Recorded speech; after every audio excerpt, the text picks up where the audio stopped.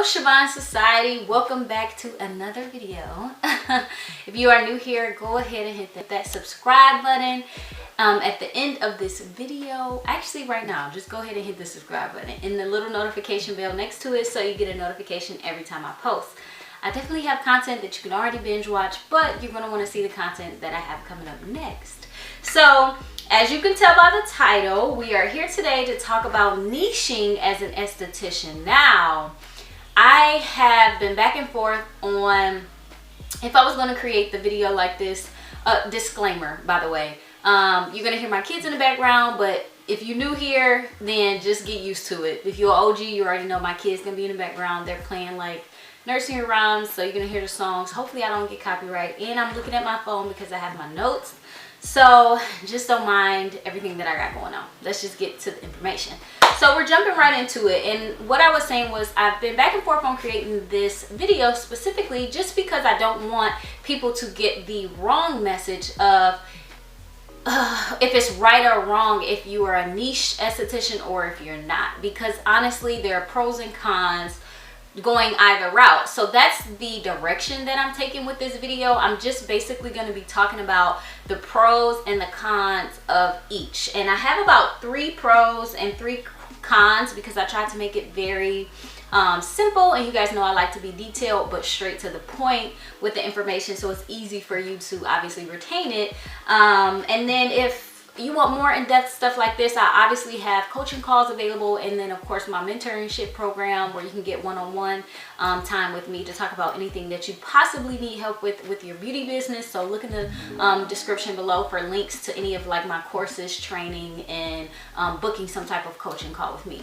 So let's jump right into what it means as far as like what the positives are of niching as an esthetician, and then what the negatives may possibly be. Now, granted, these could be right or wrongs for depending on your situation. So what a pro is to me may be a con to you. What a con is to you may be a pro to me. So that's why, again, I'm just going to try to make this video more about clarity for you to look to see like, oh, okay, well this may fit me, so I'll go this route, and this may not fit me, so maybe I might not, you know, so that way you can decide if you want to be a niche esthetician or you don't. So if you don't know what a niche esthetician is, it basically just means that you focus on one thing, one service. You want to be known for one thing, something like that, instead of being more broad or general. And that just goes for anything. Obviously, what the word niching means is exactly what it would mean as being a niching esthetician. So let's jump right into the pros. Pros first, positives, then I'll hit y'all with the cons, okay? Okay, so first pro I have as a niche esthetician is possibly being known for something in your area which causes faster success. So I will tell you that so being known for something is definitely, I should say, something that has been done before. So it's the book's already been written. It's not nothing new. People a lot of times will niche first to grow faster. This is very true in my experience. You can grow faster if you are known for something right out of the gate. Now, if you are looking to grow a clientele faster, gain success faster, this is not saying it will work for everyone, but it's something that has worked for other people. Now, example, if you just start out with lashes and you're doing bomb lashes and you taking bomb pictures and you posting the right type of hashtags and things like that in your area to gain more clientele, also word of mouth will also be most of your success as far as like clientele. Word of mouth beats everything every time, okay? But you're going to be known for lashes. So what I mean is people are going to automatically, when they think of lashes, oh, I need to get my lashes done. If they've seen your work, if they see that you focus on lashes, this is what you do. So to them, it's like you're an expert in this field. They're going to always come to you first, your page or website or anything like that, when they think about lashes. So that is definitely a pro if you decide to niche down and become the niche esthetician, like I said. All right, okay, second tip or second pro, if you niche down as an esthetician, is you save money on inventory and marketing costs. Now, your overhead is going to be your overhead, and that just means all of your expenses to run your business, your operating costs in general. But you can save a ton of money if you're someone who does not have a big budget, or you don't know what you're going to, really want to spend it on yet, especially in the beginning. This is a good tip if you're a beginner and you don't know if you want to niche or not. But your only focus is buying inventory for that one service. So that's all you have. So if it is lashes or skincare or whatever that may be, you're only buying inventory and stocking for that one service, because that's all you need in your spa to perform the services you need for the people that are gonna come and visit you. So that is definitely a budget friendly option as far as like niching down and it being a pro, because your costs will be lower on inventory. Now, as far as the cost being lower on marketing, it's because you don't have to think of a ton of different content. You're not trying to get a ton of different photos for different services to promote on, whether that be ads, like actual sponsored ads that you're paying for, which will be less for you obviously, or whether that be models, you're actually getting people to like promote on actual organic, to get organic traffic and clientele. It's less. You're only focused on this one thing, like I said, whether that's facials or lashes or waxing, whatever that one niche that you're focusing on, you only have to worry about that. So that's definitely another pro if you decide you want to niche as an esthetician. So think about that one. All right, so the third pro I have if you want to niche down as an esthetician is you get a more consistent or predictable day or day-to-day. So you pretty much get the same outcome every time, meaning you already know what your day is going to be like. You're not going to, if you're someone who can't multitask really good, or like you get overwhelmed by things and you need to just kind of like focus on this one thing and not switch through different services throughout the day. And that just means, like, say you have a facial at 10, you have a wax at 11, you have a lashes to do at 12, whatever that may be. If you don't want to switch through a bunch of different services, a pro to niche is you don't have to worry about that. You pretty much know, it's predictable what your day is going to look like. You know what the outcome is going to be. And another reason why I say you know the outcome and it's more consistent is because you know what you're getting paid. So price is gonna vary based on the service. You can almost budget what you I guess want your income to be, or what you need to make, or how many clients you need to have, and really think of like some type of way to, I should say, scale your finances and things like that. Because when you're an entrepreneur, you should be thinking about your finances down to the client, down to the hour, down to the service, things like that, because you need to know where you need to be, how many people you need to take in a day, how many hours you need to work that day to make what you need to make for the week, whether that's the day, if you do think about it that way, whether that's the week, whether that's the month, to obviously live and pay your bills to live off of. So this is a pro because it's more consistent as far as what you will make. You know the outcome of what, it's only one service that you're focusing on, and so you're always going to make that if you have, whatever amount of clients in that day and you work this amount of hours. And so that is definitely something to think about if you're someone who likes more consistency. So that's definitely a pro. So that's the last of the pros. Let's jump into the cons. All right, so the first con I have with becoming a niche esthetician is sometimes it's too boring for some people. It's too repetitive. It's too consistent. So you know how I was saying that it could be a pro for someone. So I talked about how that was the third pro in my pros.